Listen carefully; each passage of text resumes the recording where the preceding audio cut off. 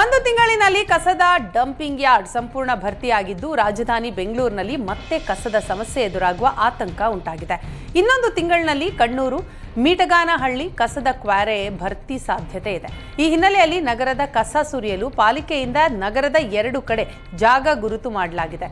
ಬೆಂಗಳೂರಿನಲ್ಲಿ ಉತ್ಪಾದನೆಯಾಗುವ ತ್ಯಾಜ್ಯದ 80ರಷ್ಟು ತ್ಯಾಜ್ಯವನ್ನ ಕಣ್ಣೂರು, ಮಿಟಗಾನಹಳ್ಳಿಗೆ ಸುರಿಯಲಾಗ್ತಾ ಇದೆ. ಆದರೆ ಕಳೆದ ವಾರ ಸ್ಥಳೀಯರು ಕಸ ಸುರಿಬಾರದು ಅಂತ ಪ್ರತಿಭಟನೆ ನಡೆಸಿದ್ರು. ಈ 2 ಸ್ಥಳದಲ್ಲೂ ಕೇವಲ 1 ತಿಂಗಳು ಕಸ ಡಂಪಿಂಗ್ ಮಾಡುವಷ್ಟು ಮಾತ್ರ ಜಾಗ ಇದೆ. ಮೇ ತಿಂಗಳಿನಿಂದ ಕಸ ಎಲ್ಲಿ ಸುರಿಯೋದು ಅನ್ನೋದೇ ಬಿಬಿಎಂಪಿಗೆ ತಲೆನೋವಾಗಿ ಪರಿಣಮಿಸಿದೆ. ತೆರಿಗೆ ಬಾಕಿ ಉಳಿಸಿಕೊಂಡ ಸರ್ಕಾರಿ ಕಟ್ಟಡಗಳಿಗೆ ಬಿಬಿಎಂಪಿ ಶಾಕ್ ನೀಡಿದೆ. ಏಪ್ರಿಲ್ 1ರ ಬಳಿಕ ತೆರಿಗೆ ಬಾಕಿ ಹಣ ದುಪ್ಪಟ್ಟು ಮಾಡುವ ಸುಳಿವು ನೀಡಿದ್ದು ಸರ್ಕಾರಿ ಕಟ್ಟಡಗಳಿಗೂ ಓಟಿಎಸ್ ನೀಡಲು ಬಿಬಿಎಂಪಿ ಮುಂದಾಗಿದೆ. ಒನ್ ಟೈಮ್ ಸೆಟಲ್ಮೆಂಟ್ ಯೋಜನೆ ಅಡಿ ತೆರಿಗೆ ಪಾವತಿಗೆ ಅವಕಾಶ ನೀಡಲಾಗಿದ್ದು 2025 ಮಾರ್ಚ್ 31ರವರೆಗೂ ಓಟಿಎಸ್ ಕೊಡಲು ನಿರ್ಧಾರ ಮಾಡಲಾಗಿದೆ. ಏಪ್ರಿಲ್ 1ರ ಬಳಿಕ ತೆರಿಗೆ ಕಟ್ಟಿದರೆ ದುಪ್ಪಟ್ಟು ಹಣ ಕೊಡಬೇಕಾಗುತ್ತೆ. ಸರ್ಕಾರಿ ಕಟ್ಟಡಗಳು ಸರ್ಕಾರದ ಅಂಗಸಂಸ್ಥೆಗಳಿಗೆ ಅವಕಾಶ ನೀಡಿದ್ದು 2019-20 ಸಾಲಿನಿಂದ ಬಾಕಿ ಇದ್ದಲ್ಲಿ ಶೂನ್ಯ ಬಡ್ಡಿ, ₹100 ದಂಡದೊಂದಿಗೆ ಓಟಿಎಸ್ ಸೌಲಭ್ಯ ಪಡೆದುಕೊಳ್ಳಬಹುದಾಗಿದೆ. ವಿಧಾನಸೌಧ, ರಾಜಭವನ, ಬಿಡಬ್ಲ್ಯೂಎಸ್ಎಸ್ಬಿ, ಕೆಎಸ್ಆರ್ಟಿಸಿ, ಬಿಎಂಟಿಸಿ, ಬಿಎಂಆರ್ಸಿಎಲ್ ಸೇರಿದಂತೆ ಸರ್ಕಾರಿ ಕಟ್ಟಡಗಳಿಂದ 450 ಕೋಟಿಗೂ ಅಧಿಕ ಹಣ ಬಾಕಿ ಇದೆ.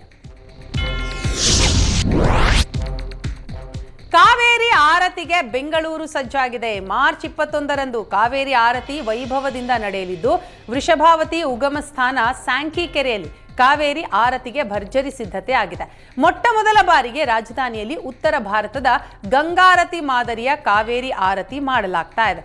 ಭಾಗಮಂಡಲದಿಂದ ಬೆಂಗಳೂರಿಗೆ ಕಾವೇರಿ ತೀರ್ಥ ಬರಲಿದ್ದು ಸುಮಾರು 80 ಲಕ್ಷ ವೆಚ್ಚದಲ್ಲಿ ಕಾವೇರಿ ಆರತಿಗೆ ನಿರ್ಧಾರ ಮಾಡಲಾಗಿದೆ.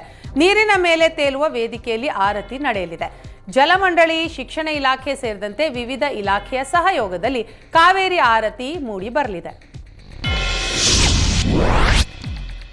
ನೀರಿಗಾಗಿ ರೈತರು ಅಹೋರಾತ್ರಿ ಧರಣಿ ನಡೆಸ್ತಾ ಇದ್ದಾರೆ.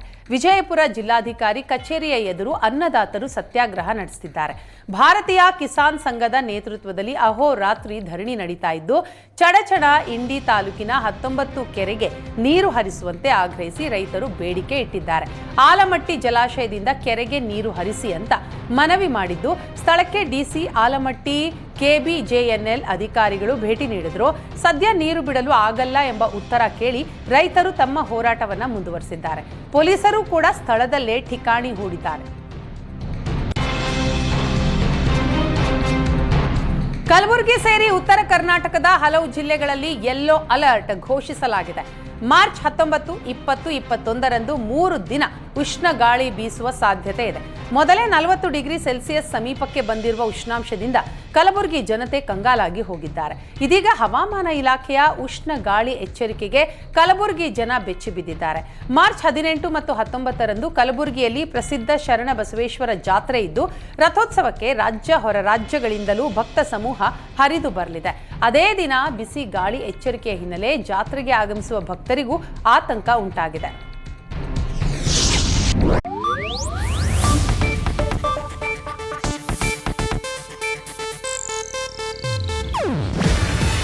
ಇದು ಏಷ್ಯಾನೆಟ್ ನ್ಯೂಸ್ ನೆಟ್ವರ್ಕ್ ಪ್ರಸ್ತುತಿ. ನೀವು ನೋಡ್ತಿದ್ದೀರಾ ಏಷ್ಯಾನೆಟ್ ಸುವರ್ಣ ನ್ಯೂಸ್.